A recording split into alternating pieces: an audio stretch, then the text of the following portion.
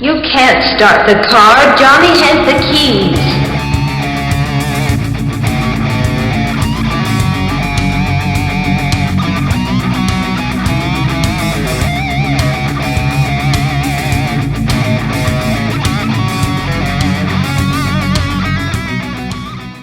Hello, greetings, and welcome out there in podcast land. You have reached Johnny Has the Keys, a podcast where two old friends get together. We talk about movies, particularly science fiction and horror films, sometimes television, sometimes books, sometimes some crazy topics. We never know what we're going to talk about.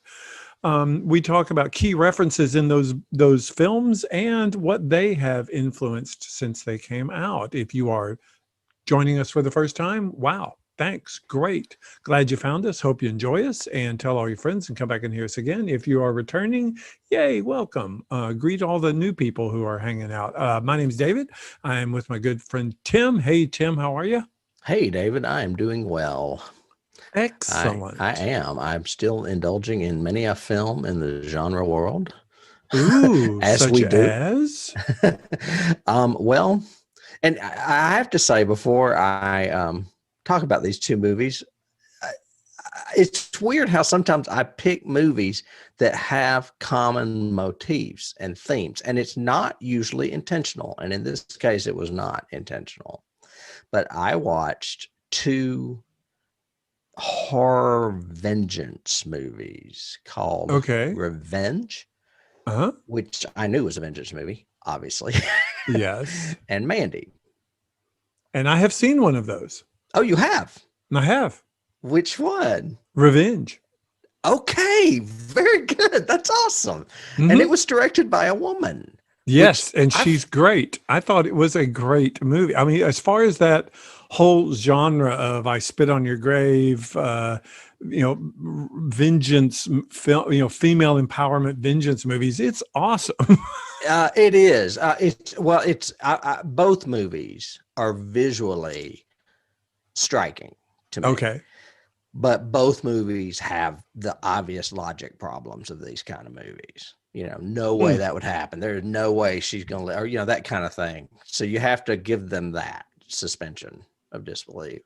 Right. But as far as direction, these movies have really interesting directors. Mandy could be considered a little slow, but it still draws you in and is captivating, even though Nicolas Cage is the lead in it.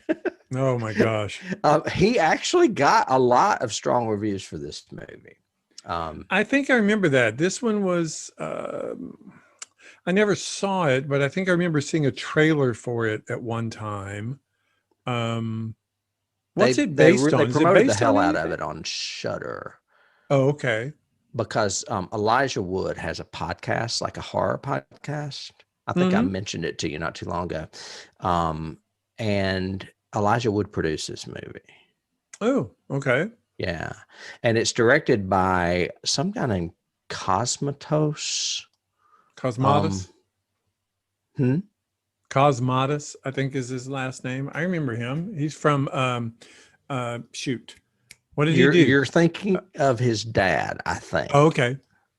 This is by Panos Cosmatos, but his dad was George Cosmatos that did a lot of Sylvester Stallone movies in the 80s, including Rambo and Cobra. And he also directed Tombstone, which is probably what I would consider his best. That's where I remember it, because we read that for the play read society that we have, and we read through that screenplay because the screenplay is so different than the film, and so we kind of compared them both. But yeah, that's where I remember that name. Okay, cool. Yeah, but as far as common themes, I mean, obviously the common theme is vengeance. In Mandy, Nicolas Cage and his wife are this very low-key couple that have a cabin, and she gets kidnapped by this crazy-ass cult that literally burns her alive in front of him. So this is a vengeance movie. And there's like elements of like Charles Manson. There's tons of elements of like Pink Floyd, because the leader is like a failed singer that's kind of Syd Barrett. And that's where the other motif comes in, which is psychedelics. There's lots of drugs and psychedelic trippy shit in Mandy. And in Revenge, when she removes the thing that's stuck in her, she ends up on peyote and having her own strange trip as well. Mm-hmm. So they're both like, I don't know, hallucinogenic revenge movies, for lack of a better word. But I wouldn't say hallucinogenic is a major factor in Revenge. I think it's part of that sequence, but yeah, I don't think there's it's anything leading to up to it or after believability. it. Yeah, Mhm. yeah. Yeah. I mean, I think they kind of use that to get over, like you said, that motif of this. I mean, or that plot thread of this could never happen. You know, no way she could, cauterize half of her torso and live.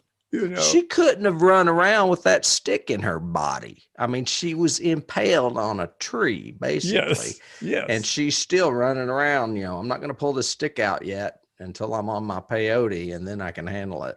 Right. And you're like, probably not. But yeah, it's a great vengeance movie. Just 4 characters. Oh, in the yeah. whole movie. And so I love the filming of it. And I have to say, from what I remember, that climax kind of surprised me because it is just like blood drenched in that house of them going around and around. I've never seen so house. much blood in a movie. I was going to mention that. Where did this all come? Yeah. There's so much that she's running down the hall, slipping in it. Yeah. Yeah. Uh-huh. So and one other thing I was going to say is that one of the descriptions I read of Mandy kind of hits it on the head.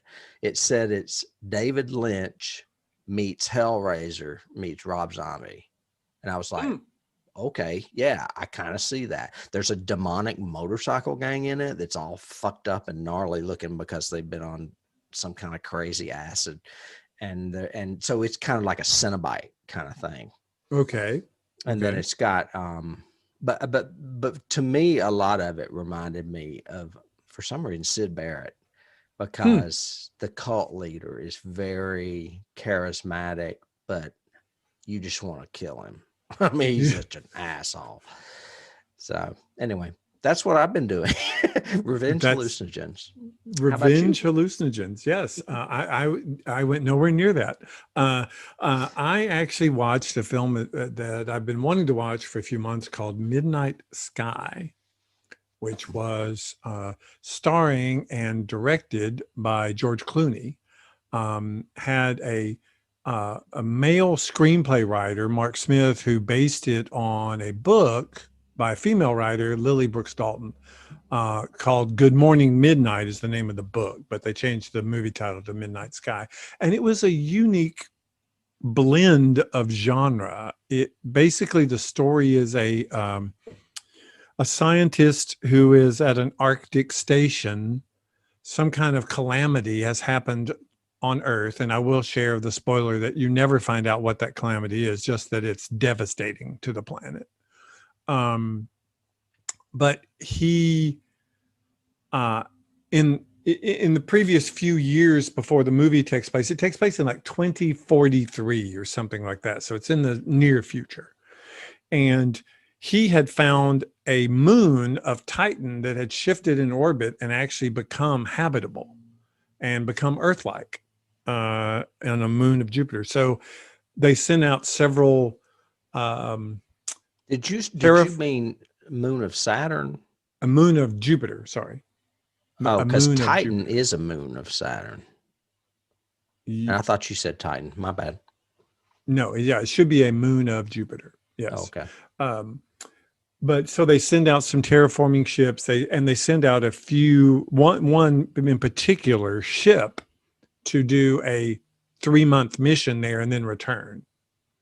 Well, the whole thrust of the movie is he on Earth must try to get to a very remote Arctic station in order to transmit a warning to them, because they're on their return trip, that don't come back to Earth because there won't be any Earth by the time you get back here.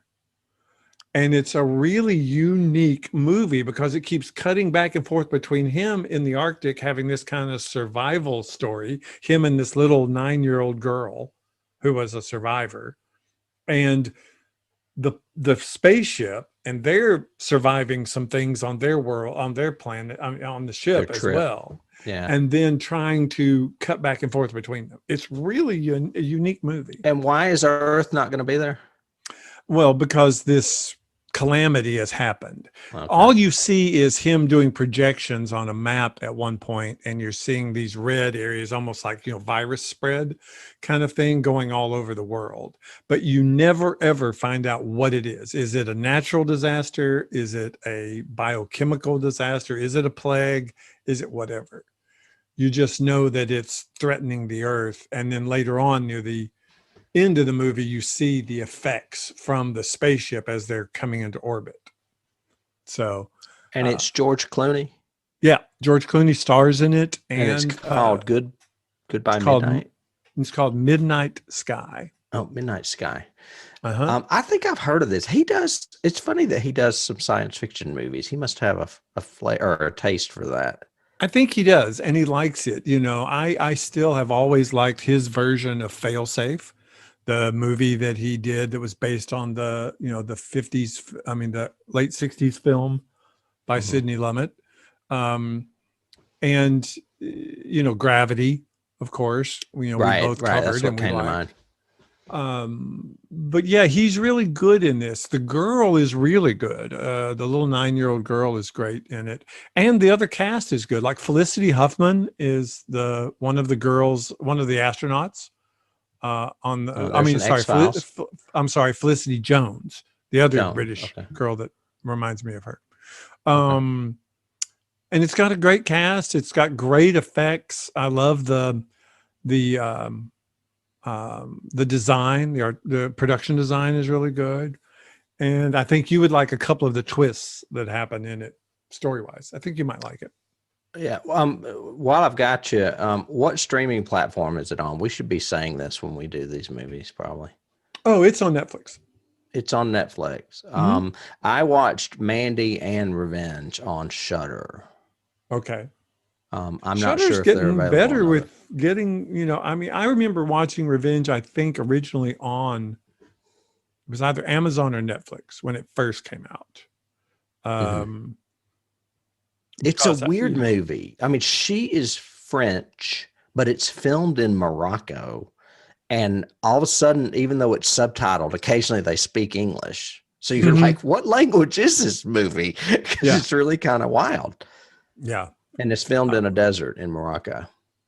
Right. And feels great, though. It's a great vengeance movie. I really liked it. I like, so many times, like the I Spit on Your Grave franchise, it ends up just devolving into what horrible body horror is she going to do to these guys. And this one, although it does have that element, is not the same. It's a little bit different in the way it does it. So yeah, I like that. The worst thing in this movie to me was not her doing surgery on herself. It was that guy trying to pull that piece of glass out of his foot. Yes. And they did not shy away from it. And they did not make it happen quick. They made him go digging like 3 or 4 times. I'm like, would you please just stop? Yes, I know. I so agree. Oh my God. I was squeaming. Dennis was asleep and I'm up in bed watching it on my tablet. And the next day I said, did you feel me moving? Because I was like squirming the entire time I was watching this movie. It's crazy. Yeah. But good choices this week. That's and speaking of blood, squirming, and gore and horror. And squirming. Yeah, I'll definitely give you squirming. Yeah, I think that we could probably segue with that into our topic of the day. Yes. We are in my world. It is 1974 and a blistering 100 and something degrees. Tiny little movie no one's ever heard of. No one ever heard of, called the Texas Chainsaw Massacre. Dun dun dun. I would play music, but there wasn't a lot of music in this movie. It's mainly There was no music in this movie. strange sounds of like animal slaughter and bizarre stuff. This movie was directed by Tobe Hooper, who went on because of this movie to become pretty famous. There's a lot of key parallels in this to other directors and films for the same kind of launch, I think, that it gave him. Wouldn't you agree? I think so. Yeah, I would think the same of like Carpenter and Raimi and George Romero, actually. But anyway, it is basically just about a van full of groovy teenagers going to see their parents, one of them's parents' grave. And they pick up this strange hitchhiker that they end up kicking out that happens to be members of a family of cannibals. And later on, when why is it they stop? I can't remember why they stop. Do they have They an stopped for accident? their grandparents' house. Okay. Anyway, they end up going off and exploring separately and end up mainly being slaughtered or eaten and or both by this family of killers. Do you remember the first time you saw this movie or your first experience with it? I do not, honestly. I was trying to think back. I think it might have been with you, or it might not have been. I tried to 'Cause I don't think, oh remember wow, mine either. was it one of those, drive-in movies that I saw it? But I don't think so. I think I saw it on either, videotape or DVD. It was And considered a big drive-in movie of the 70s, for sure. I'm sure it was. I'm sure it was huge at the time, and it has that kind of feel to it. Mm-hmm. One of my keys for it is this is a drive-in movie. Not just because it starts out with a van and hitchhiking and driving and all that, but it just has that late 60s, early 70s drive-in feel of, I could easily see as the sun's going down, they're starting those credits and this movie's going and leaving just freaked out, Right.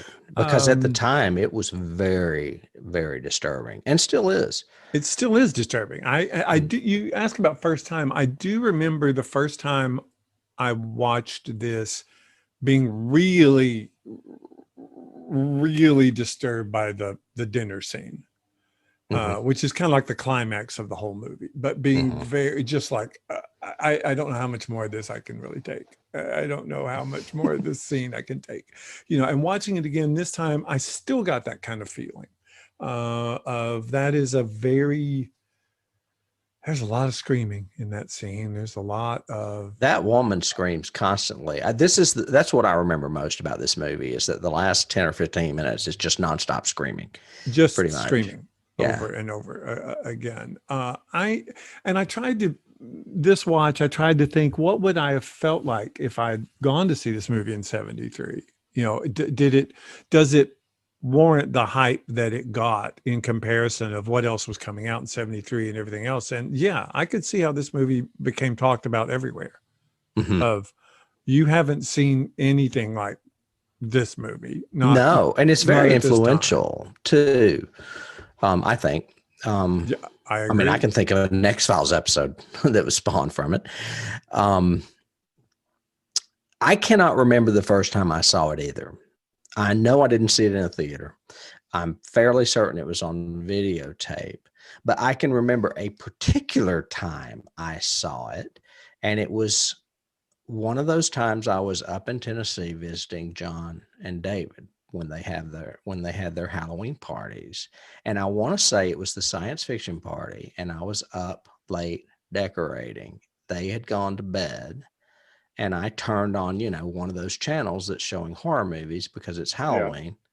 Yeah. And it was late. It was like 2:00 in the morning.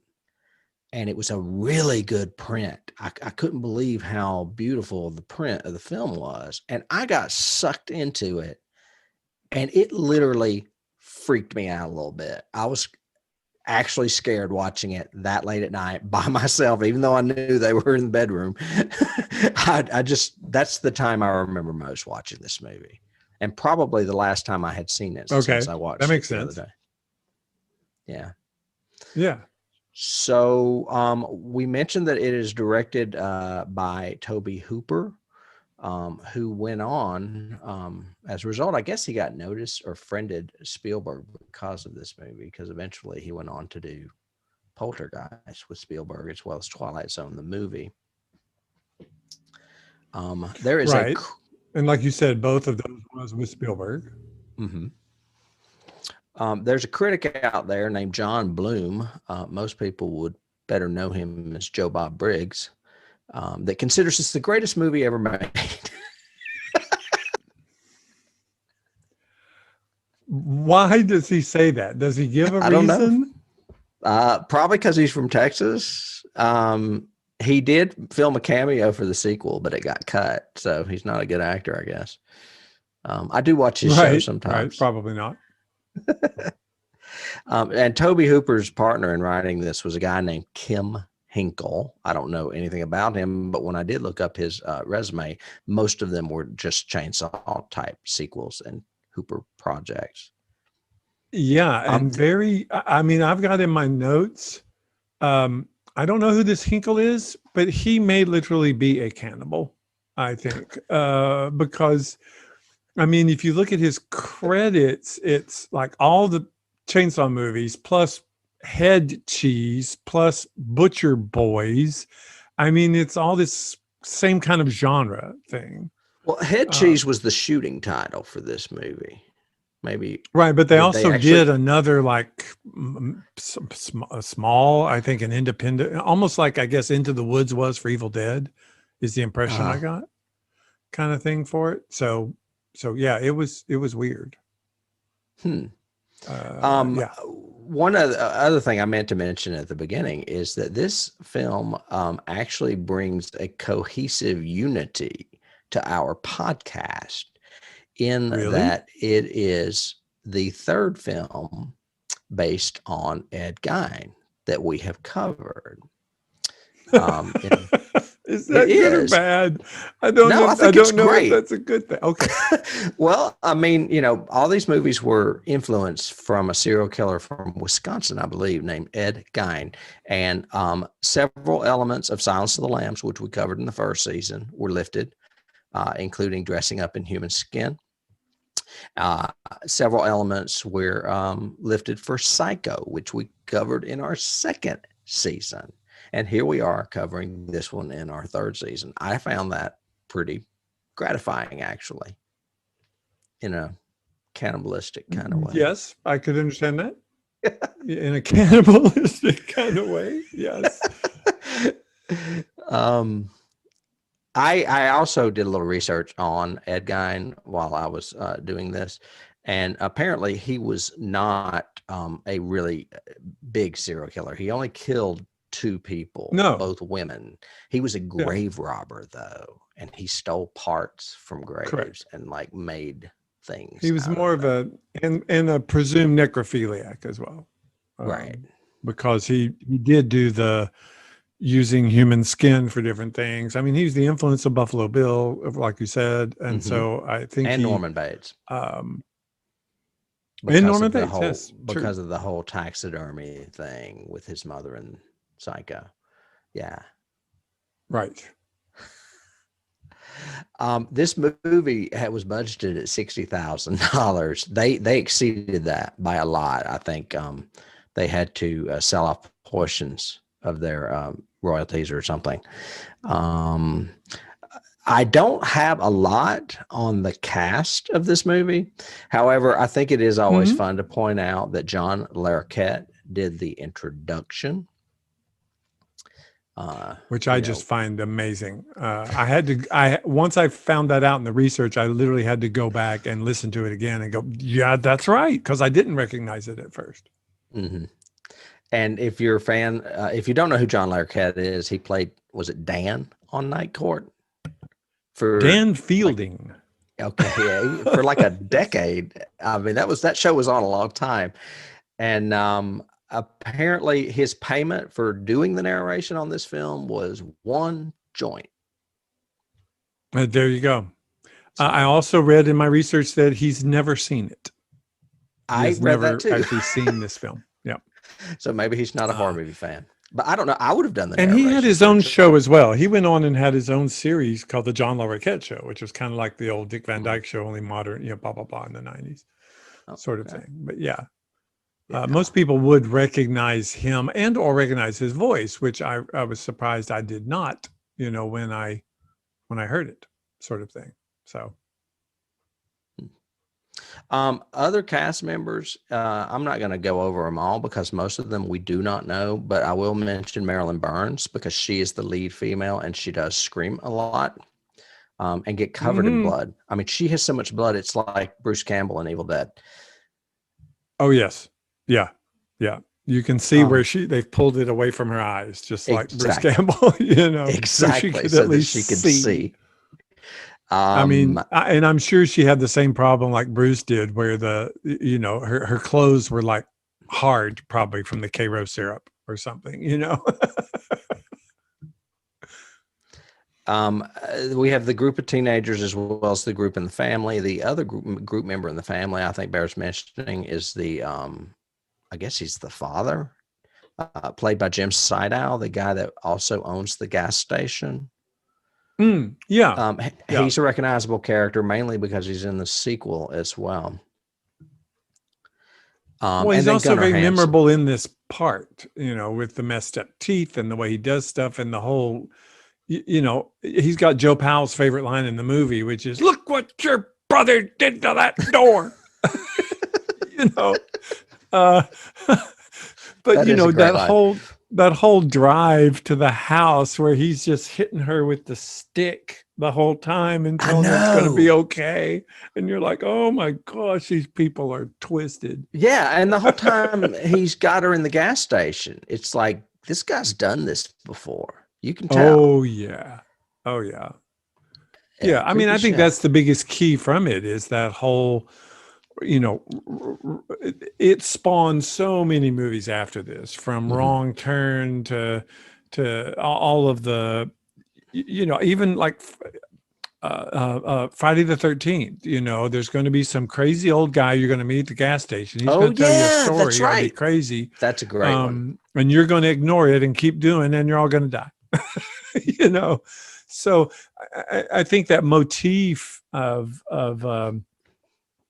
be careful on the roads sort of thing. Back roads. Definitely started with this film. Totally agree.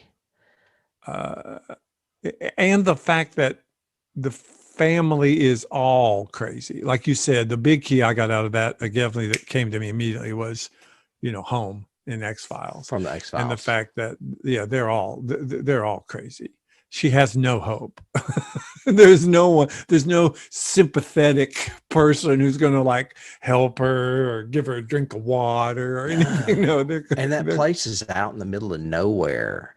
And I read where they originally, they show a tarp covering and hiding a lot of other vehicles of presumed victims that have been there. But I read that had they had the budget, that they wanted to have them buried and like parts of them protruding. Right. You could see they tried to bury the car to hide it or whatever, which is very Joe Lansdale to me. The whole time I was like, ooh, this is good shit. And Joe's from Texas as well. One other cast member that bears mentioning, of course, is Gunnar Hansen, who plays Leatherface. Yes. He didn't really want to take this part. He finally agreed to, because of Marilyn's encouragement. Shaved his beard to do it and has never shaved it since. I thought that was kind of funny. Okay. I think he does a really good job. He wanted to get across to you that this killer is mentally ill and that is really doing this kind of stuff because he was taught to do it, that it's not, his born calling, so to speak, that he does it because his dad taught him to do it.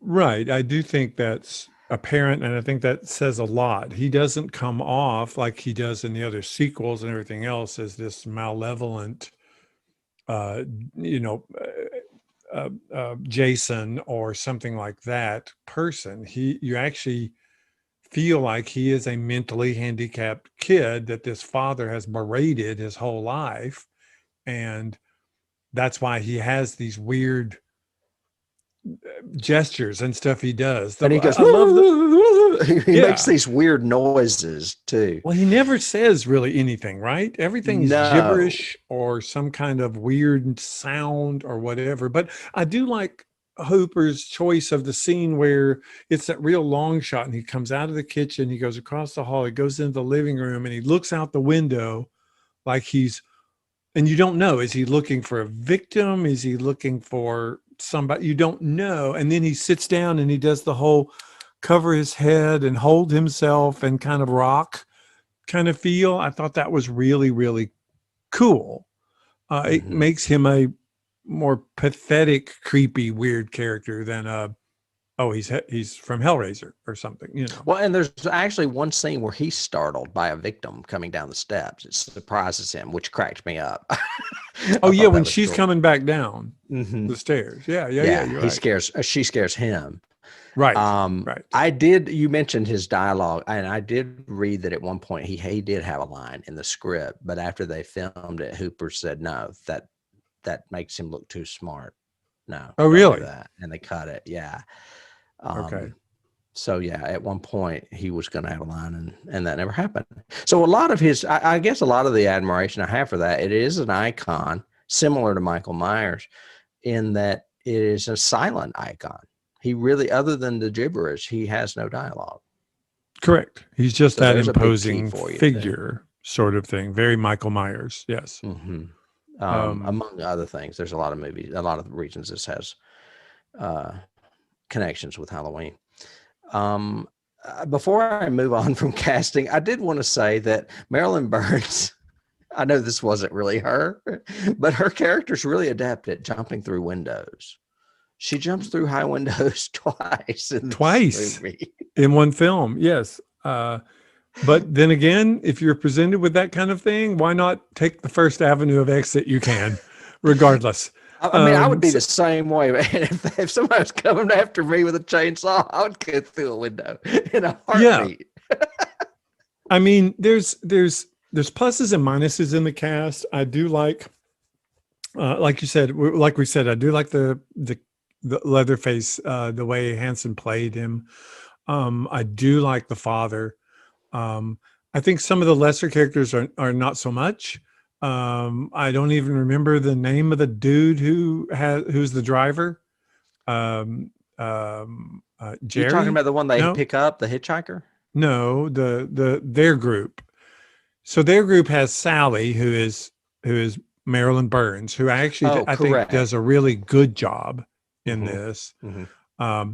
Pam, who's the one that gets the meat hook. She's the meat hook in the picture behind me. That's another very memorable scene. Oh, very memorable.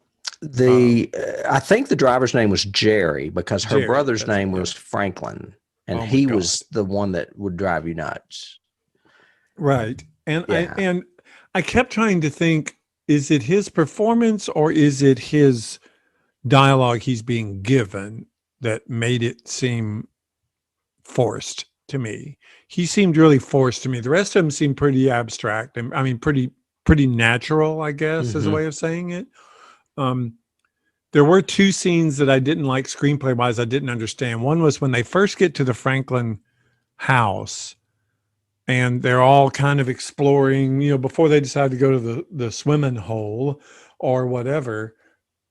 It's really weird. I was going, are they all stoned? Did we miss a scene where they all got stoned? Because the girls are all giggly and everything and running around this kind of pseudo creepy old deserted house that's overgrown with stuff. And I'm going, this makes no sense to me. I don't understand what's happening. They may have been stoned. I mean, they did pay John Larroquette with a joint. With the joint, yeah. And it was filmed in the early 70s. So. Yeah. And then the other one was the whole fight between her and Jerry before Jerry leaves and leaves her there with Franklin. And he's like going, no, I'm going to go look for him myself. You better stay here. And she's like, okay, Jerry. And I'm going, okay, none of that worked to me. I don't understand why they're suddenly fighting all of a sudden. It's a screenplay contrivance of some Yeah. sort. We've got to separate them. Yeah. But I think she's definitely the lead in it. It carries it really well. I do like dude who plays Hitchhiker because he is creepy from the minute you first see him. I'm like, why would you stop and pick this guy up? Yeah. And I think that was Pam that said that, she goes, no, don't pick him up. He's freaky looking. And I went, yes, he is. Yes. He has a fur purse, for God's sake. Don't pick him up. There's no point. No. Oh, and I did leave out one cast member that we could mention, and then that would be the one that played the grandfather in all the old age makeup. Oh boy. Believe it or not, that guy was really young. He was like 18 or 20. And he objected to the makeup and said he would only do it once. So they had to film like all his scenes in one day, and it was like 30 something hours. Really? Including makeup time. Yeah. Okay. Well, it was so damn hot. Sometimes you have to, I guess. Yeah. But yeah. I do like the formality of the design of Leatherface and Grandpa. They're both in suits. I think Leatherface is in a dress shirt the entire time. Even when he's got the apron on, he's still in a dress shirt. And I thought that was a unique choice, especially compared to, Hitchhiker Boy, who's in like grungy jeans or khakis and all, just weird. Mm-hmm. But I thought that was an interesting, design choice sort of thing. I read that. Oh, go ahead. I was going to say, I have some interesting trivia. Oh, please. This film's original distributor was Bryanston Distribution Company, which turned out to be a mafia front operated by Louis Perrino Bucci, who used the movie to launder profits he made from Deep Throat, which is, the biggest movie probably of the 70s, porno movie, that is.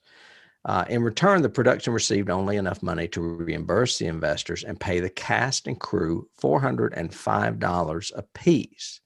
The producers eventually discovered that Perrino had lied to them about the film's profits. We just talked about how popular it was in the 70s drive-in era. Oh yeah. After he was arrested on obscenity charges when his role in Deep Throat was revealed, the cast and crew filed suit and were awarded $25,000 apiece. New Line Cinema obtained the rights to the film and the now bankrupt Bryanston Company and paid off the cast and crew as part of this purchase agreement. I thought that was cool. That is pretty cool that they did that. I mean, it'd be nice if you were in this movie and, several years later, you get a check in the mail for $25,000. I mean, that's awesome. Yeah. Especially when they got paid less than $1,000 running around in the damn heat, burning up. They said that house smelled so bad because they filmed the dinner scene for 3 days, or parts of it, I guess, if Grandpa wasn't there. And there was rotten food in the table. Gunnar Hansen, they couldn't launder his clothes for some reason, so he smelled really bad. Perfect. Marilyn laundered hers, and one of them got ruined or lost, so she had to go try to find a replica. Oh my God! I mean, there was all kinds of little small film bullshit. You know what I'm talking about? Of course, that went on with this that you just don't see because you're not there. But man, I mean, I remember being in stage plays where the guy next to you stinks so bad because of the costume or whatever. Oh yeah. Well, Horrible. And I can't imagine. Horrible. I mean, especially that closed set, like the dinner table, and they've got, they've got food there. They've got all those lights on. I'm sure they've got more, lights you don't see, all the, the filming lights and everything. I'm sure it was But I've got that in my notes. Okay. Boy, cannot remember his name. Character Boy gets killed in one of my favorite scenes, though, but in the hallway where he's bonked and taken and everything else, they slam the door. Yeah. No, the first guy. Is it? Oh, no, Jerry? you're right. It is the first guy. I forgot his name, too. Yeah, not Franklin. It's Franklin, Kirk. Jerry, and Kirk. Kirk? Is it Kirk? Mhm. Okay. So when Kirk gets killed, and Leatherface slams that big steel door. I love that scene. That's very scary. It's really good. But then Pam comes in looking for him because, she's sitting on the swing outside waiting and he's not there. She goes in, she ends up going through the curtain and stumbling into the Ed Gein, bone room where lampshades are out of skin. And chickens are in bird cages. Yeah. Yeah. And I'm going, okay, even from the hallway, wouldn't this place really stink?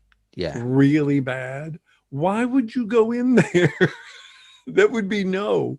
I would not. I would say, Kirk, I'll see you back at the van, buddy. Not going in there. Not going in there.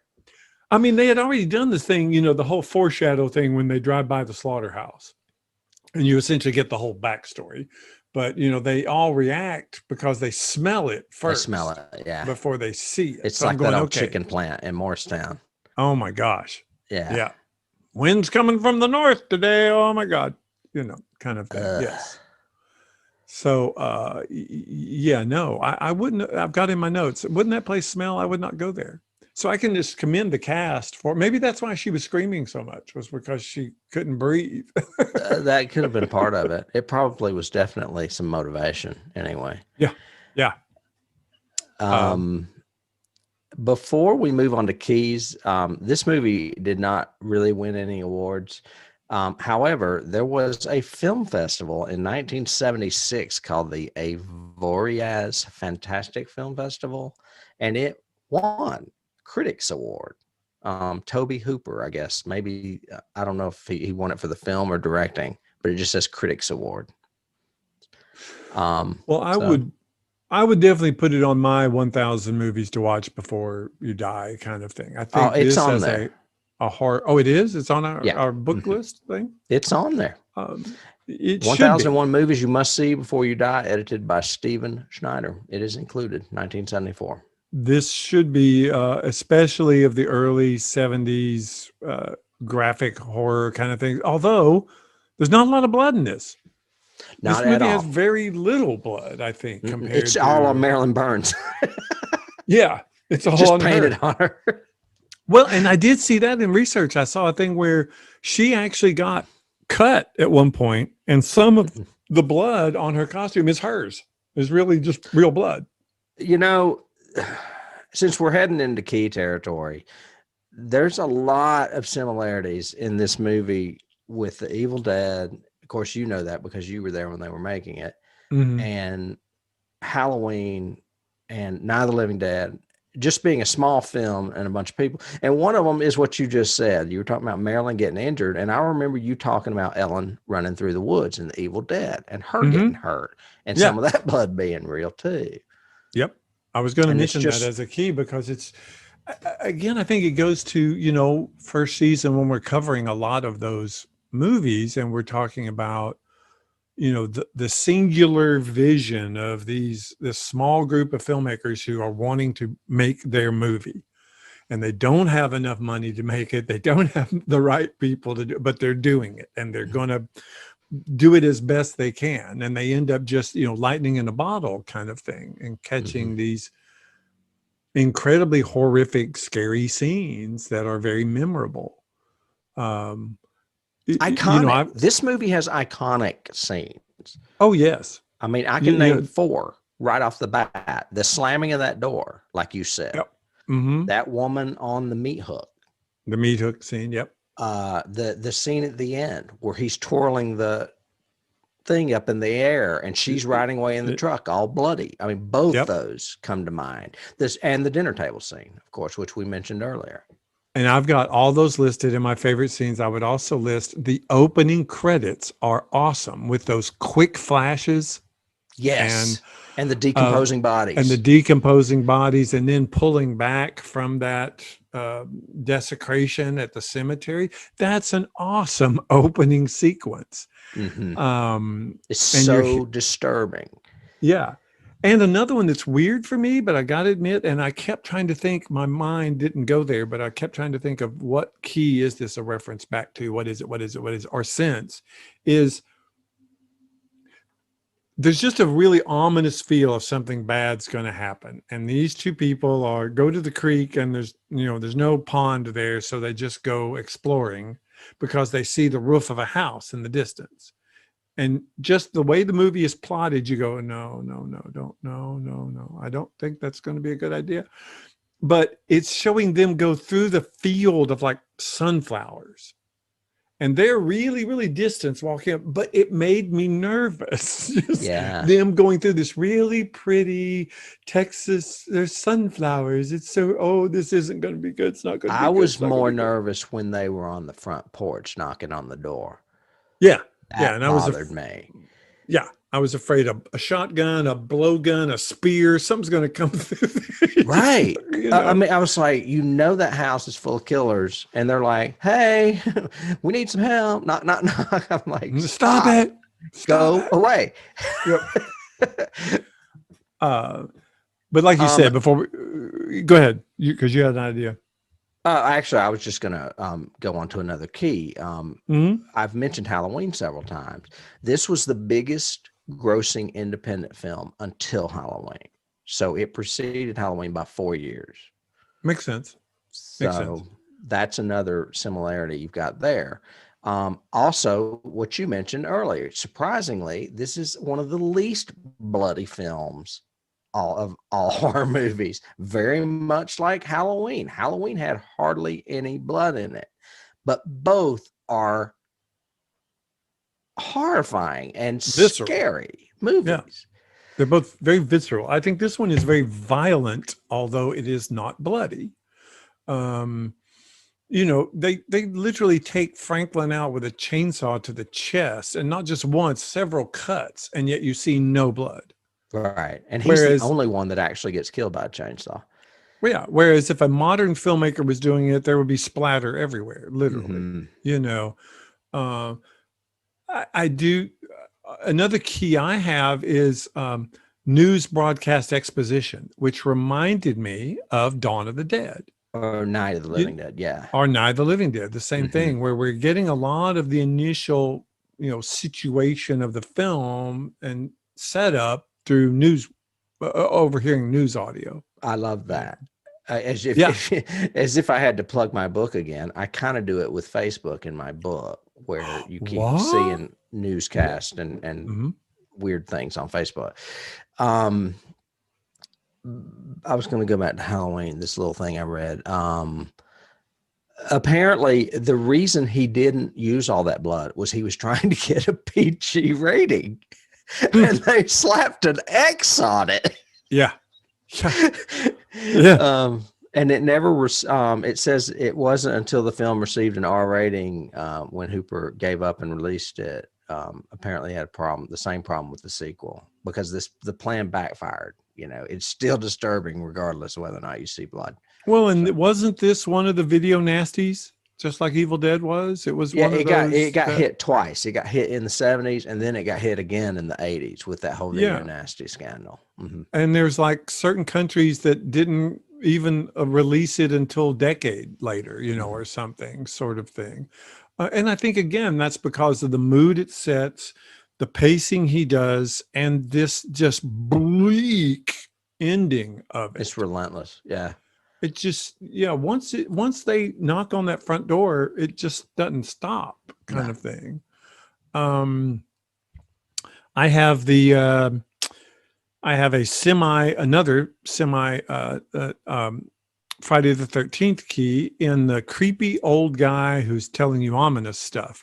For them, it's not at the gas station. It's when they go to the cemetery, because they go to the cemetery because they heard about the desecration. They want to make sure that his grandparents or their grandparents aren't dug up. And while they're there, there's that old weird guy drunk laying on the ground going, I've seen bad things. Da, da, da, da, you Yeah. know, and you're like going, okay, bad mood. What Let's was your leave. key to, though? The typical Friday the 13th, when Okay.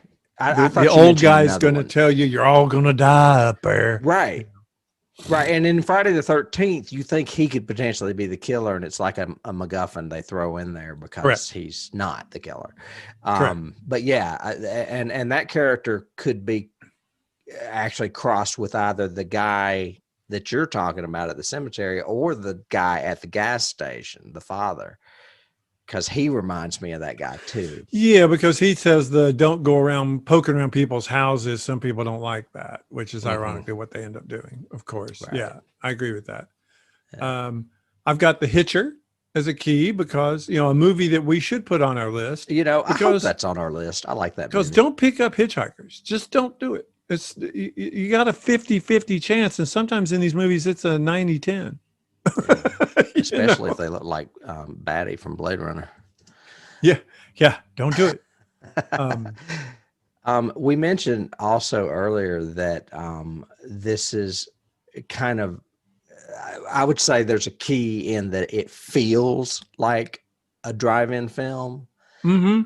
And one of the reasons is because a lot of drive-in films at that time did that phony disclaimer of this happened for real. Yeah. This is a real event that happened on such and such date. Based on a true story. Right. And some of those earlier movies that did that were The Legend of Boggy Creek, Walking Tall, Macon County Line, Jackson County Jail, and The Town That Dreaded Sundown. I saw all those drive-in movies, big time. Yes. And then it got picked up again in the more recent future with movies and series like Fargo and The Blair Witch Project. Mm-hmm. Blair Witch, definitely. Yeah. You said Halloween. I would say kind of and I don't know how to say this, kind of an opposite key or an anti-key.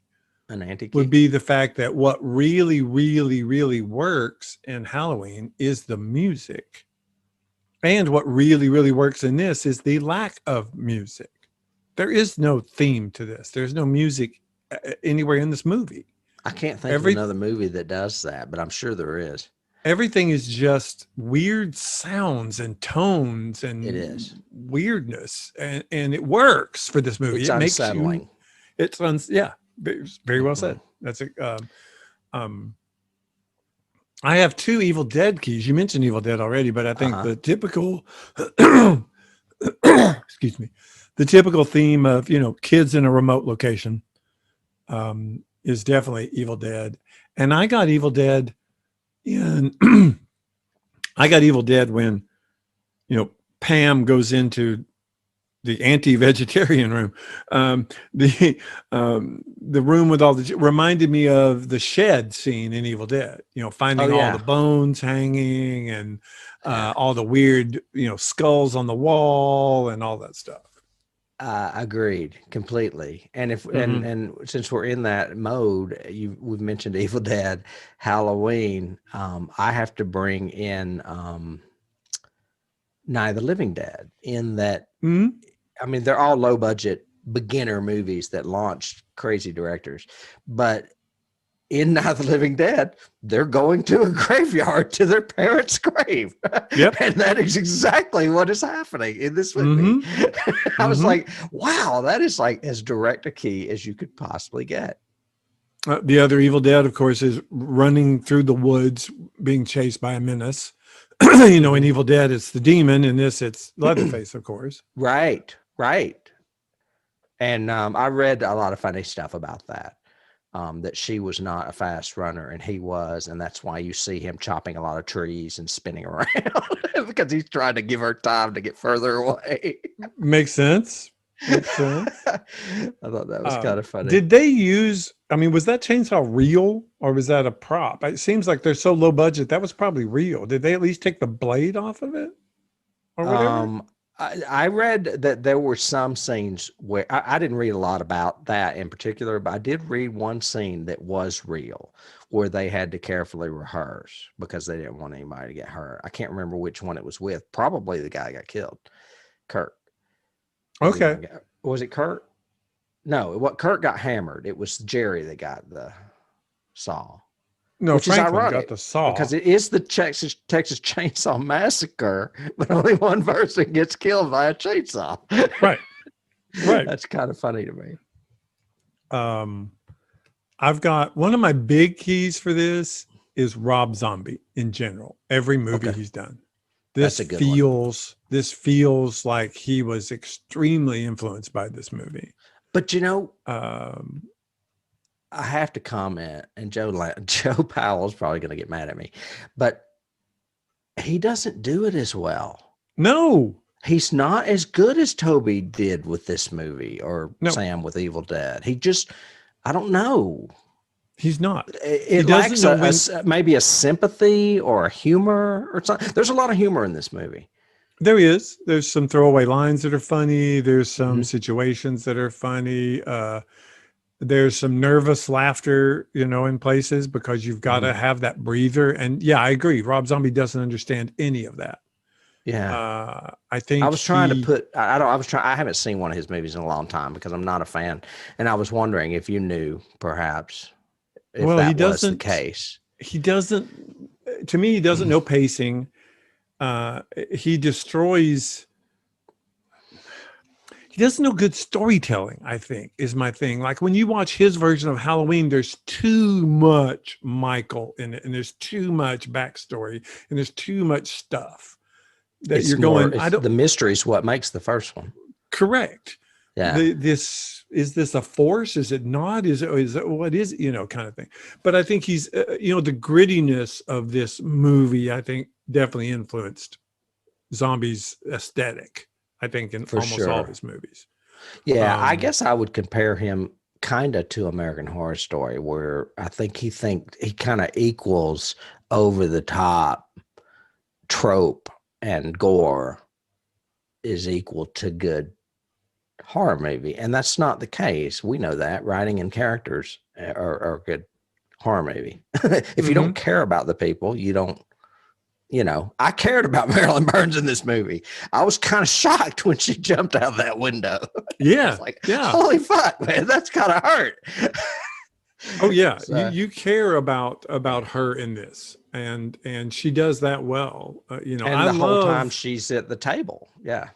I've got a key that I was going to ask you about. Is it Suspiria or Bird with Crystal Plumage? I can't remember, but it's an Argento, but close-ups of the eyes.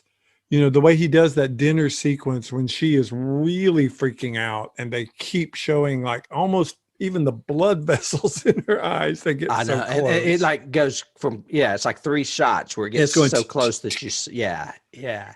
And I can't remember what Argento, I do know he uses eye shots in opera. I know he does an opera, but I was thinking this might have been Crystal Plumage that you see. You get a lot of just the big wide-eyed terror kind of close up, and I think Tobe does just enough of her screaming without it getting, okay, I'm over it now, shut up. You've gone too far. There's just enough of it so that you really feel the panic for her and when she finally passes out, you're going, I would too. I can understand that, in it. I can't remember what Argento movie. You're right about the eyes, but we did. I was like, wait a minute, we just did a movie that did this, and it was The Devil Rides Out. They did a lot of eye shots in that movie as well. They do too. You had said reminded you of Argento. Correct. I have no idea why, and there was no reference given to me from this trivia in IMDb, but maybe it says that Texas Chainsaw Massacre is what inspired Ridley Scott to make Alien. And some people have referred to the movie as Alien. Alien is Texas Chainsaw Massacre in outer space. face. That's a stretch. I think that's a definite stretch. I think maybe it's because it was the first. I think when we covered Alien, we had this note too. I think that it was just the scariness of it made Ridley want to do something scary. Yeah, I think that was probably at the visceral reaction to it of wanting to tell a horror story that doesn't that is I relentless. do remember that now. You know, and Alien is relentless. Once the chest buster happens, we don't stop. We're pretty much terrified the rest of the haunted house. Yeah. Of course, you've already mentioned Psycho. I think you can also mention other Psycho similarities, like Grandma upstairs is a dead corpse in the rocking chair, which I thought was a very Psycho kind of thing. You know what? That's actually Black Christmas too. There's a body up in that house the entire movie, and no one knows it's there. They just keep showing it, where he's put like a plastic bag over her head. I don't know if you remember that. It's a pretty good movie. Black Christmas. I've got two I kind of saw online that I agree with, which were Sweeney Todd, of course, and Hansel and Gretel. Both be careful of knocking on the door. You might, stumble upon cannibals kind of thing. Literally a witch that eats children. Literally a witch that eats children. That's great. I had never even considered it. And Sweeney and Mrs. Lovett decide, yay, this is a good way to make money and get rid of money people, And great songs. And the last key I've got is Motel Hell, because that was big at this, that came out in the early 80s, wasn't it? It did. And who is the guy that's in that's so funny? He reminds me of the father in this. Oh, I hadn't thought of that, but yes, I could definitely see that. Yeah, and he's a famous actor. It's like Stuart Whitman or somebody like that. I can't remember who it is. I'll look it up real quick. But yeah, that was like early 80s or something when that came out. But that was definitely inspired by this. Yeah, absolutely. I have one that is another one I lifted that I did not know because Herschel Gordon Lewis, for those of you out there that are not horror educated, was a splatter film director of the 70s and 80s that was really popular, but not really good. So I just didn't watch a lot of his stuff. It was more gore for gore's sake. Apparently he had a splatter movie called The Gruesome Twosome in 1967, which bears more than a passing resemblance to this movie. So I had no idea of this movie. So anyone that would like to check that out, 1967's The Gruesome Twosome apparently has lots of similarities. I have another key that's a little out there. Actually, it's not out there, but you'll get it as soon as I say it. And it's Little Big Man. Oh, yeah. It's almost looks the same. It looks like they took a Dick Smith mask. Yeah. Yeah, and we're referring to the makeup on the grandfather. It was a very young person that they made look very old, and Dick Smith did that with Dustin Hoffman in Little Big Man, which is a Western. That's a great key. Yeah, excellent. Yeah. That's a great one. And then I'm sorry. My notes. The only thing I've really got left in my notes is the fact that Tobe Hooper is credited with Poltergeist, but there's always been that kind of thing of, no, he didn't really direct it. Spielberg took over and directed it, which I agree with, I think, because I don't think Tobe Hooper did anything else after this that was, to me, artistically visionary good. Life Force was not a good movie. I don't think anything else that I can remember in his credits. He did The Mangler, which I don't even know if I saw. That's a Stephen King. Oh, he did Salem's Lot. That wasn't bad. No, wasn't good though. I mean, it wasn't. It was good for TV. At the time. Yeah. Okay. At the time, I give you that one. And it may or may not be on our list next year. It may next or may season. Not. Who knows? Unless you're knows? A Patreon member. But yes. You did mention Poltergeist, and I was going to mention that. And Spielberg vehemently denies that he directed that movie. Well, he doesn't vehemently. He just says, no, I didn't. And I think he's just being nice. I think he had a big part in the music for that movie, because that movie's music is very Spielbergian. I think a lot of the shots in that are very Spielbergian. I think a lot of the storytelling is very Spielbergian with kids and everything else. Yeah, I'm not going to disagree with you. I've always kind of thought that myself. I don't think Tobe Hooper has that kind of. I just don't. But that's just me. Yeah. So there. I think a lot. Summing it up, I think a lot of modern filmmakers could learn, however, from this particular movie about how to set a mood, tell a story, pacing, everything, and make a very visceral, memorable, iconic horror film without the use of so much body horror, so much blood, so much in your face sort of effects. Because this movie doesn't have a lot of effects to it, but it has a lot of pain, even down to cutting your hand and cutting your arm or putting a live person in a freezer. Yeah. Person in a freezer. That a body that jumps out. Yes. My last note, and I actually thought of something else I wanted to say, but my last note is Guillermo del Toro became a vegetarian after seeing this movie. So that's the strength of this movie. Yes. That's why I called horror movie director squeamish. Yeah, that's why I called that one room the vegetarian's nightmare room. Right. So we hate to go out on a downer note. Nice and uplifting there. And Tobe Hooper did die a few years ago, like 2015 or 16, I think. He was 70. Okay. So Tobe has moved on, but this movie has definitely put him on the map as an iconic classic horror movie from 1974. I think we would both recommend it. Should be viewed. It is on the 1001 movies you must see before you die.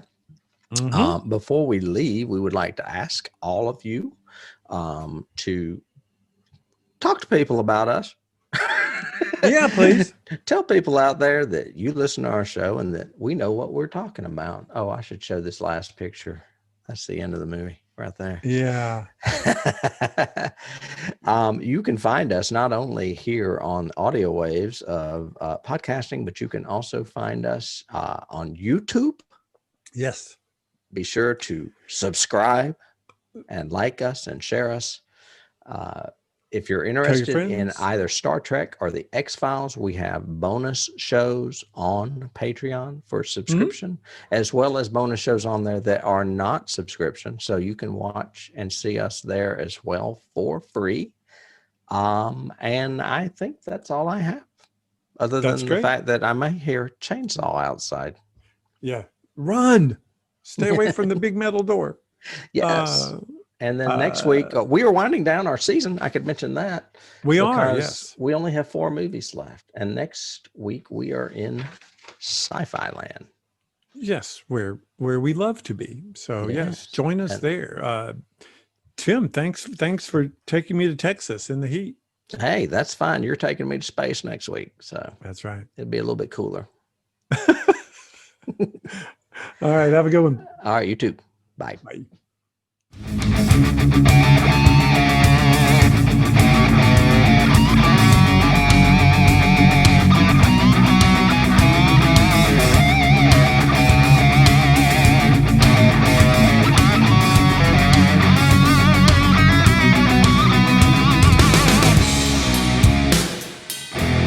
You can't start the car. Johnny has the keys.